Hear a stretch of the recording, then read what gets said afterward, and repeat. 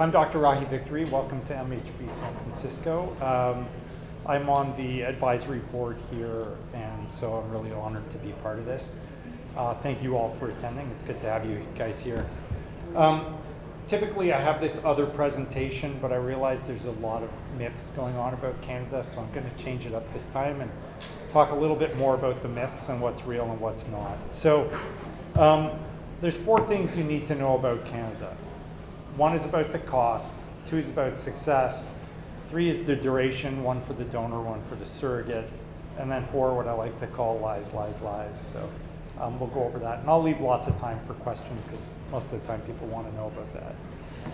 So costs in Canada are just way cheaper than it is in the US, infinitely cheaper. So you're roughly looking at a savings of 50 to 70%, depending on what you need in your journey. Is that real? Yes, it's absolutely real. No one can compete with us because we just don't charge that much. I don't need to gouge people. I don't have 3 Ferraris. And I don't golf or have any expensive hobbies. So we have a very humane, altruistic program. It's very accessible for almost anybody. We go out of our way to help all of our clients, even when money is a burden. And so we really try to make this an accessible journey so that you can build your family without doing what I traditionally say is having to give up one of your kidneys or sell it on the black market, because that's basically what it costs these days to do it outside of Canada. As far as the quality of the care, we use the same equipment, we use the same techniques. I would argue we are even more advanced in some regards than some of the clinics out here. We have exceptionally good lab people working on our embryos and eggs and sperm to help you achieve the dream that you want. Success. So success is critical, right? It's one of the most important parts of the journey. There is no point in jumping into this if you're not going to be successful at the end of it. Even if you're being offered a money-back guarantee, which we offer, there's no value to that if it's being met with needing to go through anguish to get there. Repeating the egg donor, repeating the surrogate, having to choose time and time again. We're using the latest protocols, the most advanced tech, like I said earlier, and we have unparalleled success. So we are getting very high success rates with just 1 genetically normal embryo. What do we use? Artificial intelligence is now a big part of things. Pre-implantation genetic testing. We have lower hormone doses. I spoke with a couple today who had 60 eggs from their egg donor, and they got no embryos despite having 60 eggs. And the reason for that is when you make 60 eggs, you've actually overdone it. You've overbaked all the eggs and they now suck. So you got to be very careful. Our frozen embryo transfer protocols are also low hormone. We use letrozole. It's the best way forwards. Duration. If you're looking for an egg donor, it's pretty straightforward, usually 2 months, but it depends on what you're looking for. So I always say if you're looking for a supermodel with a PhD, it's going to take longer. If you're looking for someone reasonable, attractive, healthy, good family history, 2 to 3 months to find an egg donor is pretty reasonable. For a surrogate, for US clients, it's about 6 to 18 months, which is fairly similar to what it is in Canada, in the US. Excuse me. It can take longer or shorter, and a lot of that depends on you. So if you're warm and engaging and you make the surrogate feel kind of comfortable and valued, they're going to come to you faster. Remember, in Canada, unlike the US, this is not a transaction. You're not paying for someone to carry your baby. You're actually hoping to find someone who is essentially going to befriend you and help you on this journey out of the goodness of their hearts, because they're not making enough to justify doing it for the money. They're making enough to justify doing it because they care about what they're doing. And for those of you who are watch people, that watch costs about what it costs to get a US surrogate. Lies, lies, lies. So this is the last part, and then I'll briefly tell you about us. It's not actually legal in Canada. I've actually heard people here say that before. It is completely legal in Canada. Egg donation is legal, surrogacy is legal. What you cannot do is pay the egg donor or the surrogate for their services. You can reimburse them for their costs, but you cannot say, hey, I'll give you an extra 25,000 bucks because I want you to hurry, or I want you to pick us, or something like that. It's not really altruistic. That's actually not true. If the Canadian egg donor or surrogate does not provide receipts for whatever they are providing receipts for, they cannot be reimbursed. So if she says, I spent 1,500 bucks on groceries this week and doesn't have receipts for 1,500 bucks, you're paying zero. It is altruistic. Okay, there's no way around that. There are under the table expectations. I heard this one at the last meeting we were at. It's a $500,000 fine and 10 years or up to 10 years in maximum security Canadian federal prison. So I can assure you, I have no intention of going to Canadian maximum security federal prison, and I'm sure none of you want to, and I can absolutely assure you donors and surrogates don't either. There is no under the table deal. Whatever it is, on the surface, what's in your contract, your legal contract, that's what you're paying, not a penny more. And then finally, you will never find a Canadian surrogate. I already kind of dealt with that. It's not that difficult for American clients to find Canadian surrogates. We consider you guys local. It's easy to travel back and forth. There's no cultural difference that's substantial, and language is, very rarely, if ever, a barrier. When we have European clients, which we have quite a few, it takes them longer because some of those things do become an issue. And sorry, I should have had that playing, but in the background there is a guy singing a song called Lies, Lies, Lies. Why would you choose us? So, Canada's an amazing opportunity for patients who are trying to create a family. It's altruistic from A to baby. So from step one till the end, you're not doing a transaction. This is not a business deal. This is you coming for medical help, and we're providing you with medical help, and your donor is and your surrogate is. The costs are just drastically lower. And we do offer a hybrid system, which is important. So for those of you who don't want to wait 6 months or 18 months, we work with US surrogate agencies and donor agencies that offer far more reasonable pricing to us because they know our Canadian clients will not go for a $200,000 surrogacy arrangement. And so we can do a US surrogacy for a fraction of the cost of what you would get through the US surrogate agency directly. And the experience, I'd say, is unparalleled. You are not a number at VRC. We always say it's our family building your family. So we go out of our way to make sure you are comfortable, you are informed, you're educated. We make sure the communication is phenomenal at all times. You get one nurse, like my amazing nurse Lindsay here today, who follows you through from start to finish. You're not switching up after your egg donation to a surrogate. You're never going to be wondering what's going on. We advise you and communicate with you at every step of the way and make sure that you are always in the know. If you want to know more about the hybrid options, we're a border city. It's super easy to get to us. So we're right on the border of Detroit. No one wants to go to Detroit, so it's really cheap to fly to Detroit. We have American egg donors and surrogates. We have a Mexican option that'll be ready by next month. All legal, no problems. We vetted that extensively.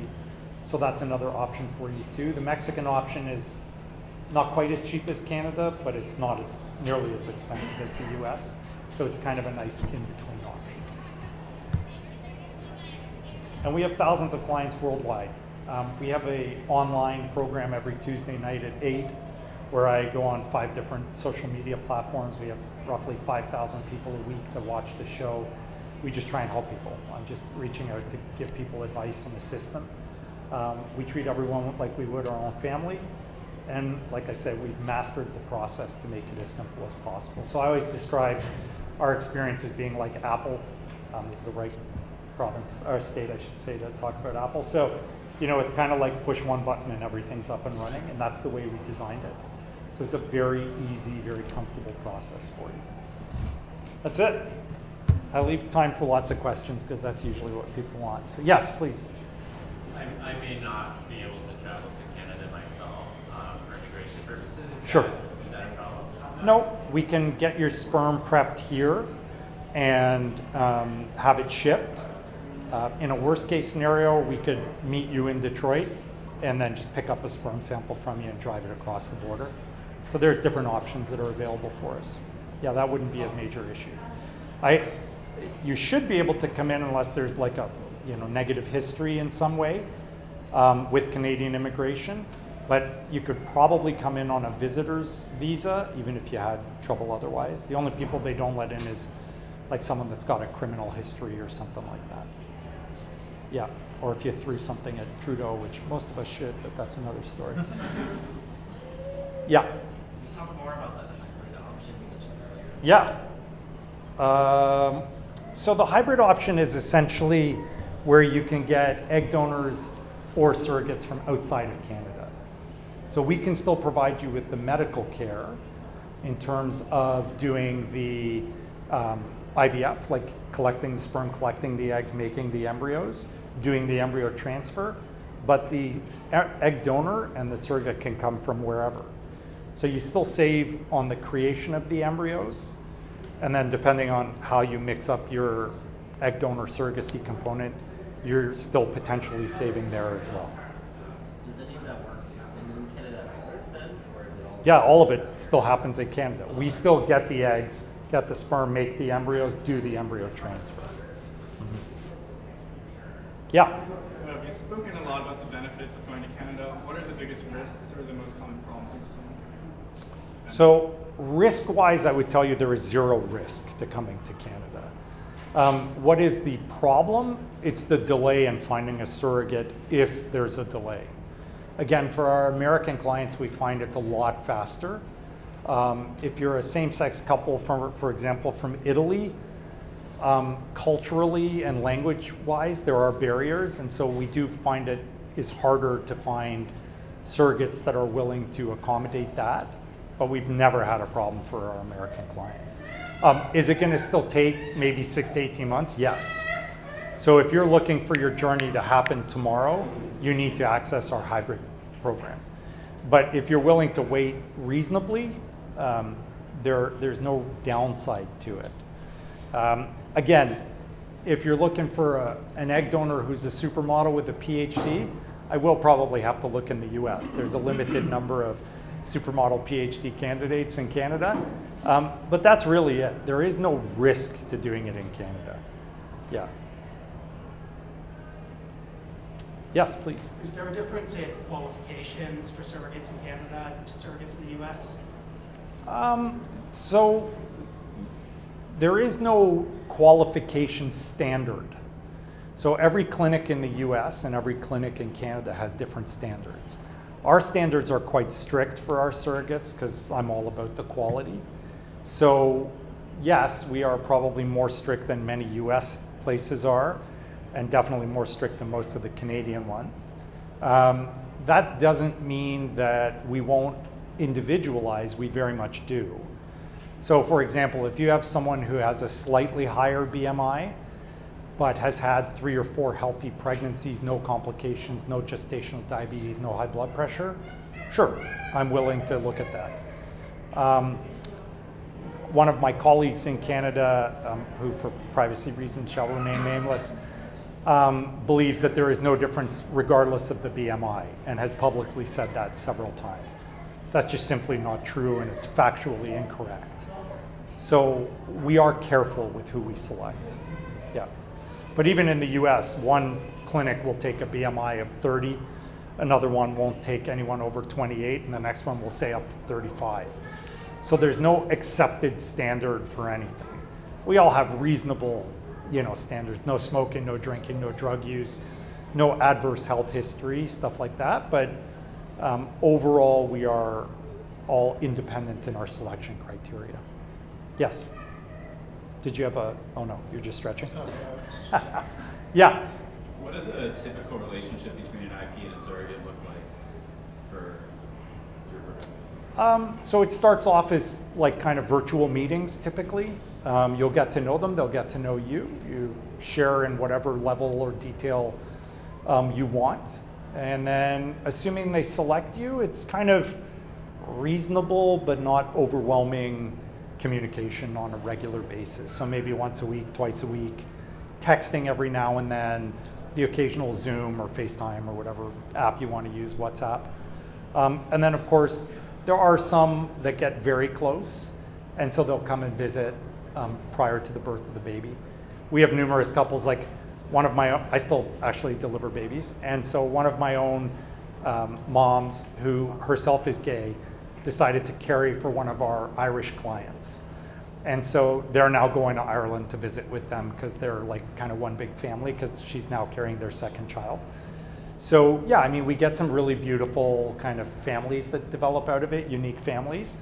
But most of the time it's a very warm, very respectful friendship.